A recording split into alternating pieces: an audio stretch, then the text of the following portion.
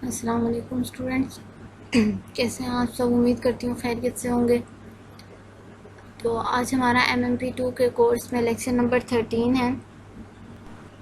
Lecture number 13 में हम अपने चैप्टर नंबर 2 को ही कंटिन्यू करेंगे। आपको पता है हमने चैप्टर नंबर 2 स्टार्ट किया हुआ है, स्पेशल फंक्शन का चैप्टर है ये। तो स्पेशल फंक्शन के चैप्टर में हम अब तक बहुत सारे फंक्शंस को हम डिस्कस कर चुके हैं, जैसे Hankel function of first kind, second kind, third kind. Bessel function बहुत ज़्यादा इंपॉर्टेंट फंक्शन थे, वो हमने डिस्कस किए। इसी के साथ साथ हमने स्फेरिकल बेसल फंक्शन जो बहुत इंपॉर्टेंट फंक्शन है उसे भी हमने डिस्कस किया है। तो अब हमने जो पोर्शन स्टार्ट किया हुआ है सेकेंड चैप्टर का, वो है हमारे पास लेजेंडर डिफरेंशियल इक्वेशन का, जिसमें हम लेजेंडर डिफरेंशियल इक्वेशन पढ़ चुके हैं। लेजेंडर पॉलिनॉमियल हम पढ़ चुके हैं कि लेजेंडर पॉलिनॉमियल हमारे पास क्या होती है।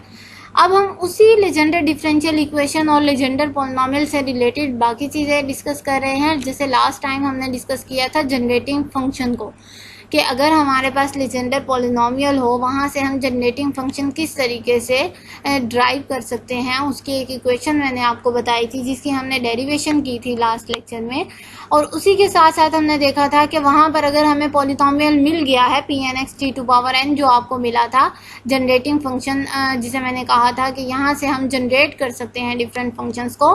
तो मैंने आपको बताया था कि अगर आपके पास Pn(x) t⁴n जनरेट हो गया है तो हम क्या करेंगे, n की जो वैल्यू है उसे चेंज करते जाते हैं। जैसे समेशन के ऊपर मैंने आपको बताया था 0 से इन्फिनिटी तक वेरी कर रहा था, तो हमने क्या करना है 0 से इन्फिनिटी तक उसे जहाँ तक हमें चाहिए आज हम का उसे जो वेरी हमारा करते टॉपिक है जाएंगे। बेसिकली वो भी और बेस कर रहा है फंक्शंस जनरेटिंग जनरेट फंक्शन होते के जाएंगे, ऊपर तो ही, क्योंकि उसे हमने हम जनरेटिंग यूज करते फंक्शन हैं को यूज जनरेटिंग करना है, फंक्शन को। उसमें उसी डिफरेंट को यूज करते हुए फंक्शंस हम को अपने जनरेट करने के जो लिए बाकी जिसकी डेरिवेशन बेसिस पर होगी इसे उसे नाम दिया परफॉर्म गया करेंगे जनरेटिंग फंक्शन का टॉपिक लेजेंडर जो हमारा पॉलिनॉमियल को आज का यूज है वो करते है हुए। Application of generating function. Last time मैंने आपको लास्ट लेक्चर में बताया था कि हम अब नेक्स्ट में डिस्कस करेंगे एप्लीकेशन ऑफ जनरेटिंग फंक्शन को, कि इस जनरेटिंग फंक्शन को हम कहाँ कहाँ पर यूज़ कर सकते हैं। तो बेसिकली जो हमने डिस्कस करने हैं वो दो एप्लीकेशंस हैं हमारे पास, जिसमें आज हम एक एप्लीकेशन को डिस्कस करेंगे, potential due to a point charge. अब यहाँ पर आपको ये पता होना चाहिए पॉइंट चार्ज क्या है। पेपर में क्वेश्चन दो तरीके से आता है, ये या तो पॉइंट चार्ज के नाम से आएगा या मोनोपोल के नाम से आएगा आपके पास। तो मोनो का मतलब होता है वन, पोल का मतलब आपको पता है पोल होता है हमारे पास। तो दोनों तरीके से अगर ये क्वेश्चन आ जाए आपने कैलकुलेशन सेम ही परफॉर्म करनी है, कैलकुलेशन में कोई डिफरेंस नहीं होगा। तो potential due to a point charge में मैंने आपको बताया कि सबसे पहले आपको पता होना चाहिए पॉइंट चार्ज का। पॉइंट चार्ज क्या है, टेस्ट चार्ज क्या है, सिंपल चार्ज क्या है, इन तीनों में डिफरेंस आप एफएससी की क्लासेस में पढ़ चुके हैं। पॉइंट चार्ज का मैं आपको थोड़ा सा बता देती हूँ कि पॉइंट चार्ज हमारे पास क्या होगा। ऐसा चार्ज, पॉइंट चार्ज हमारे पास ऐसा चार्ज होता है जिसके साथ अगर कोई रेफरेंस पॉइंट लिया जाए, उसका इस पॉइंट चार्ज से जो रेडियस होता है वो ज़्यादा, मतलब जो डिस्टेंस होता है वो ज़्यादा होता है, और इस चार्ज का जो अपना रेडियस होगा वो बहुत ज़्यादा कम होगा।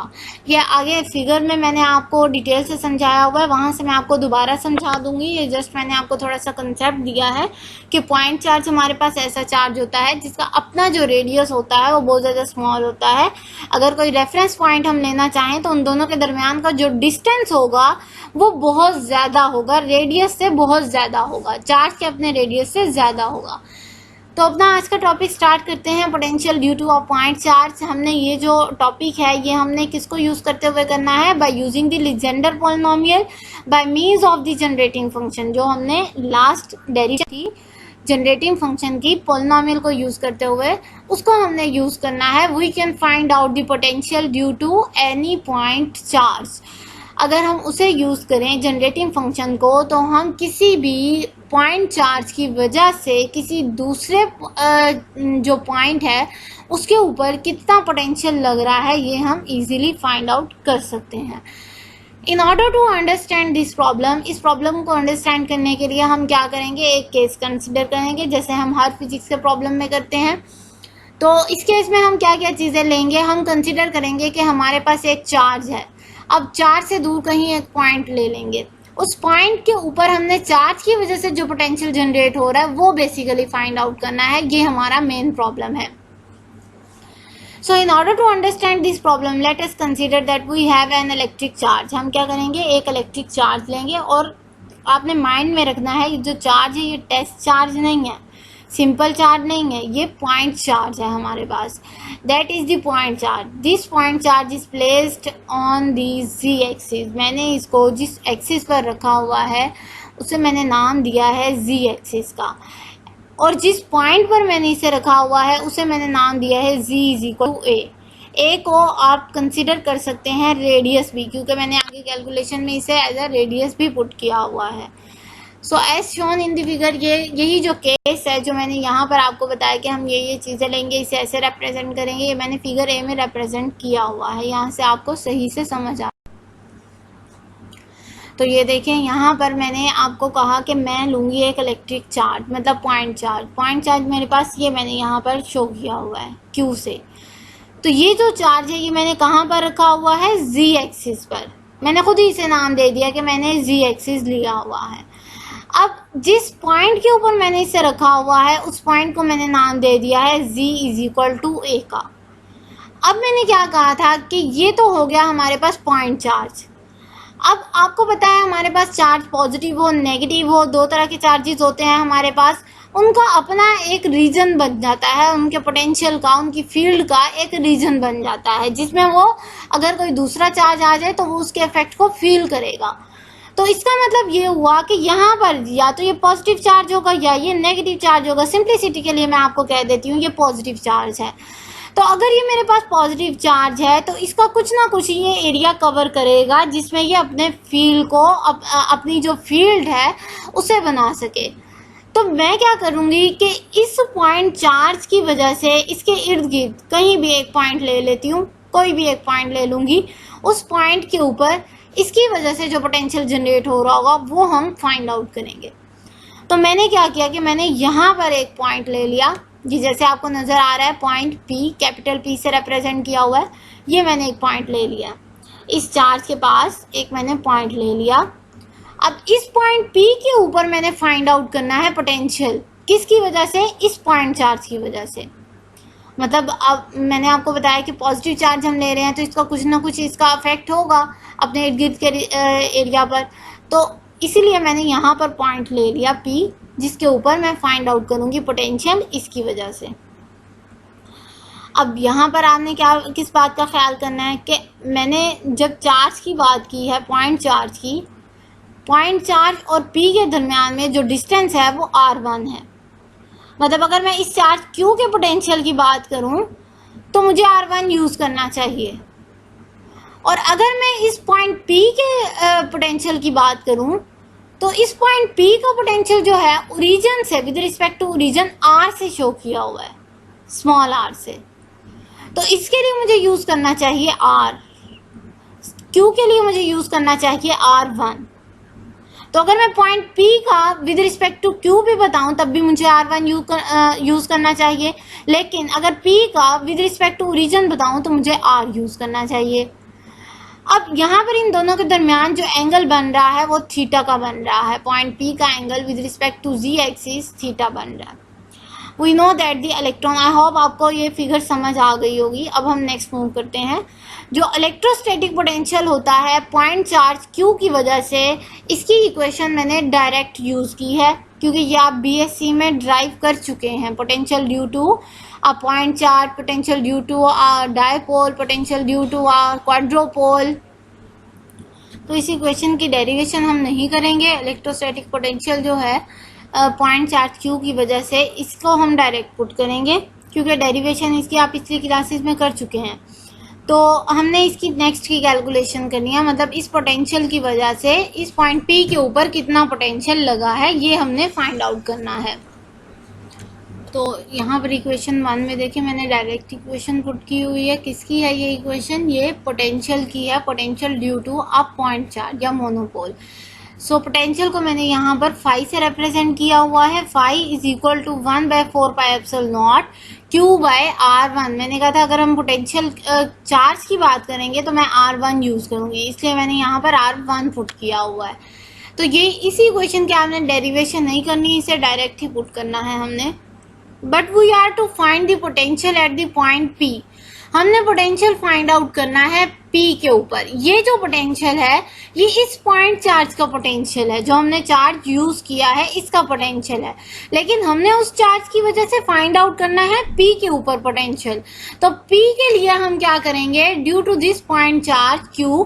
अब यहाँ पर हमें क्या पता होना चाहिए, मैंने आपको पीछे बताया था कि पॉइंट चार्ज हमारे पास कौन सा चार्ज होता है जिसका अपना रेडियस जो है वो बहुत ज़्यादा स्मॉल होता है डिस्टेंस की निस्बत।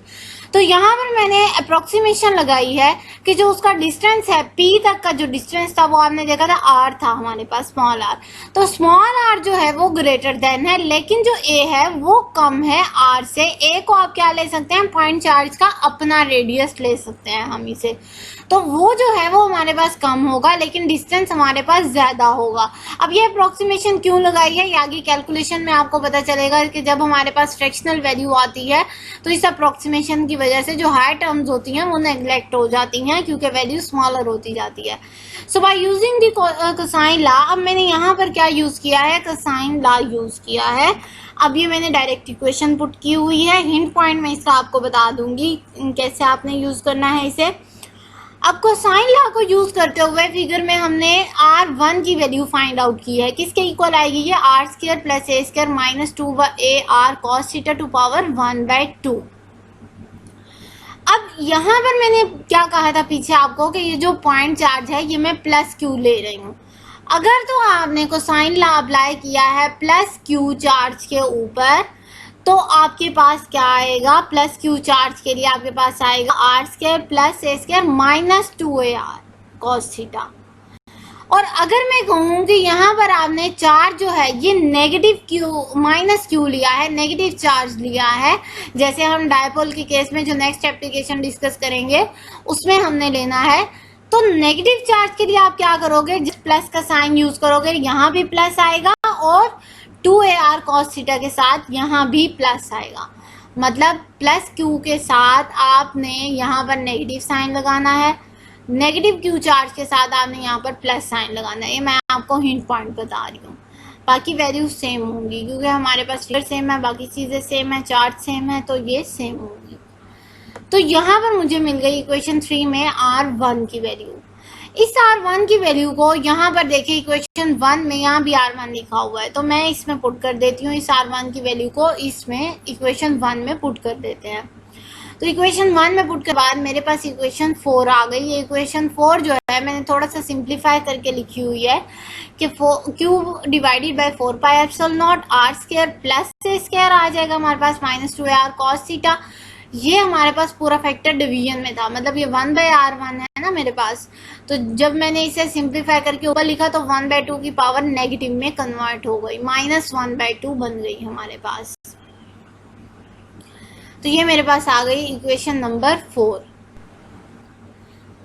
अब हमने क्या करना है कि यही जो इक्वेशन 4 हमारे पास आई है, इसी इक्वेशन 4 को थोड़ा सा मजीद सिंप्लीफाई करते हैं। कैसे करेंगे सिंप्लीफाई, इस R² को मैंने कॉमन ले लिया बाहर।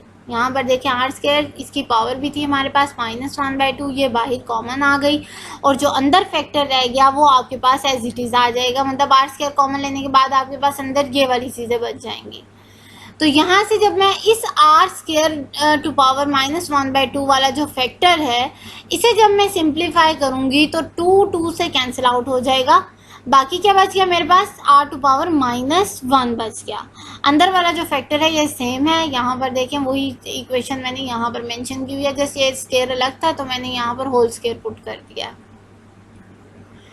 इस R-1 को मैं लिख सकती हूँ 1/R, तो यहाँ पर मैंने क्या किया, इसे पुट कर दिया है नेक्स्ट इक्वेशन में Q डिवाइडेड बाय 4πε0 R, मतलब ये R जो था हमारे पास ये 1/R में कन्वर्ट हो गया। बाकी जो ये वाली टर्म थी ये आप देख रहे हैं, ये एज इट इज ही मैंने पुट की है इक्वेशन 7 में। तो इक्वेशन 7 आ गई मेरे पास। अब यहाँ पर देखिए ये जो ये बन रही है हमारे पास इक्वेशन, ये सीरीज बन रही है। इसी तरीके से ये सीरीज जनरेट होती जाएगी। इसे अप्लाई कर देती हूँ एक्सप्रेशन ऑफ जनरेटिंग फंक्शन जो हमने लास्ट लेक्चर में ड्राइव किए थे। क्या थे ये एक्सप्रेशन हमारे पास, ये इक्वेशन थी जो हमने ड्राइव की थी। अब इसमें आपने देखा था कि पी एन एक्स हमारे पास पॉलिनोमियल है जो यूज होता है फंक्शन को जनरेट करने के लिए। कैसे जनरेट करते हैं, एन की वैल्यू को हम चेंज करते जाएंगे और डिफरेंट वैल्यूज हमें मिलती जाएंगी यहाँ से। अब इक्वेशन 8 और 7 जो हमारे पास आ गई हैं, इन दोनों को कंपेयर करते हैं। कंपेयर करने से मुझे ये वाली जो राइट हैंड साइड है इसकी वैल्यूज मिल जाएंगी। जैसे यहाँ पर देखें पी एन एक्स लिखा हुआ है, एन तो आपको पता है आप वेरी करेंगे, एक्स क्या होगा अगर आप इक्वेशन 7 से कंपेयर करें तो एक्स की वैल्यू मिलती है हमें कॉस थीटा। और इसी तरीके से टी क्या होगा हमारे पास, 7 से कंपेयर करें तो टी की वैल्यू मुझे मिलेगी ए बाय आर। तो मुझे t की वैल्यू भी मिल गई, x की वैल्यू भी मिल गई। तो मैंने क्या करना है कि इसी इक्वेशन को इक्वेशन 7 में पुट कर देती हूँ। जो हमारे पास सीरीज बन रही थी पूरी, उसकी जगह मैंने पहले पुट किया P N X T to power n, और फिर मैंने इसकी जगह पे ये वैल्यू पुट कर दी। ये मैंने एक ही स्टेप में ये कर दिया है डायरेक्ट। तो पी एन एक्स की जगह मेरे पास आ गया cos theta, T to power N की जगह मेरे पास आ जाएगा A by R to power N. Equation 9 आ गई मेरे पास। As R is greater than A, क्योंकि हमारे पास पीछे मैंने अप्रोक्सीमेशन आपको बताई थी कि आर जो है वो ग्रेटर देन है ए की निस्बत। तो यहाँ पर हम क्या करेंगे कि यहाँ पर हमारे पास वैल्यू आ रही है ए बाय आर, मतलब ए हमारे पास छोटी वैल्यू है, आर ज़्यादा वैल्यू है। तो अगर ए बाय आर की वैल्यू को आप ज़्यादा करते जाएं 1 2 3, मतलब इसकी पावर आप ज़्यादा होती जाए, तो यह आपको फ्रैक्शनल वैल्यू देता जाएगा, मतलब कम वैल्यू आपके पास आती जाएगी। तो इसलिए हम क्या करेंगे, हम हायर टर्म्स को इग्नोर कर देते हैं यहाँ पर। तो यहाँ पर देखिए मेरे पास सीरीज बन गई थी, जब 0 पुट किया पी नॉट कॉस थीटा आ गया, 1 के लिए P one cos theta, A by R to power 1। इसी तरीके से ये पावर इंक्रीज करती जाएगी। लेकिन यहाँ पर क्या है कि ए बाय आर जो है ये फ्रैक्शनल वैल्यू दे रहा है, क्योंकि आर ज़्यादा है और ए कम है, तो उसकी वजह से हायर टर्म्स को मैं इग्नोर कर देती हूँ। तो हायर टर्म्स को जब इग्नोर कर दिया तो मेरे पास यहाँ पर जस्ट ये 0 वाली टर्म बच जाएगी, जिसमें मेरे पास है P naught cos theta. Cos theta किसके इक्वल था, यहाँ पर देखिए एक्स के इक्वल था। तो पी नॉट एक्स को मैं पुट कर देती हूँ एक्स के इक्वल, या अगर पी नॉट एक्स एक्स के इक्वल है तो दूसरे तरीके से मैं कह सकती हूँ पी नॉट कॉस थीटा के ही इक्वल होगा, क्योंकि आपको पता है एक्स की वैल्यू थी हमारे पास, ये भी एक्स की वैल्यू है, तो ये दोनों इक्वल होंगे एक दूसरे के। और यहाँ पर मैंने रीज़न मेंशन की है कि P one cos theta A by R जो है ये स्मॉलर होता जाएगा। क्यों स्मॉलर होता जाएगा, क्योंकि ये फ्रैक्शनल वैल्यू है, ए की वैल्यू कम है, आर की वैल्यू ज़्यादा है हमारे पास, इसलिए हम हायर टर्म्स को क्या करेंगे, इग्नोर कर देंगे। तो हमने क्या किया कि यही जो इक्वेशन 12 मैंने यहाँ पर मेंशन की हुई है, इस इक्वेशन 12 को पुट कर देना है आपने 10 के अंदर, जो हमने पीछे इक्वेशन 10 ड्राइव की है। तो जब आप उसके अंदर पुट करेंगे तो q divided by 4 pi epsilon naught R आ जाएगा आपके पास, और यहाँ पर आ जाएगा कॉस थीटा। ये वाला जो इक्वेशन 12 आप पुट करेंगे तो आपके पास आ जाएगा कॉस थीटा। अब ये जो इक्वेशन 13 है ये हमें प्रोवाइड कर रही है पोटेंशियल, किसकी वजह से, इस पॉइंट चार्ज Q की वजह से, कहाँ पर प्रोवाइड कर रही है, P के ऊपर प्रोवाइड कर रही है ये पोटेंशियल। एक और रिजल्ट आप इससे निकाल सकते हैं कि यहाँ पर देखें इन्वर्स में आपके पास है R, जो पॉइंट P के लिए मैंने आपको डायग्राम से समझाया था। इस R का और इस पोटेंशियल का इन्वर्स रिलेशन है। क्या बता रहा है ये कि अगर आप पॉइंट P को इस Q चार्ज से दूर करते जाएंगे तो ये R क्या होता जाएगा, ज़्यादा होता जाएगा। अगर R ज़्यादा होता गया है तो ये पोटेंशियल क्या होगा, कम होता जाएगा। रिजल्ट आप निकाल सकते हैं कि अगर पॉइंट P जो है वो Q के जितना ज़्यादा नज़दीक होगा उसका पोटेंशियल उतना ही ज़्यादा होगा, क्योंकि Q के नज़दीक आएगा तो R की वैल्यू कम होगी, R की वैल्यू कम होगी तो पोटेंशियल इंक्रीज करता जाएगा। तो इस तरीके से आप यहाँ से ये रिजल्ट भी फाइंड आउट कर सकते हैं। So this is the equation 13 give us the potential due to a point charge at the point P और due to a monopole. Same monopole का क्वेश्चन आ जाए तभी आपने यही डेरिवेशन करनी होगी जो अब की है, अगर पॉइंट चार्ज का क्वेश्चन आ जाए तब भी आपने यही डेरिवेशन करनी होगी। सो नेक्स्ट में हम डिस्कस करेंगे potential due to a dipole. हम देखेंगे कि डायपोल है और जब हम दो इक्वल और ऑपोजिट चार्जेस को लेते हैं तो हम कैलकुलेशन किस तरीके से परफॉर्म करते हैं, पोटेंशियल कैसे फाइंड आउट करते हैं। तो आज के लेक्चर में कोई ऐसा पॉइंट हो जो आपको समझ ना आया हो तो काइंडली लाजमी डिस्कस कीजिएगा। नेक्स्ट लेक्चर तक के लिए थैंक यू सो मच, अपना बहुत ख्याल रखिएगा। अल्लाह हाफिज़।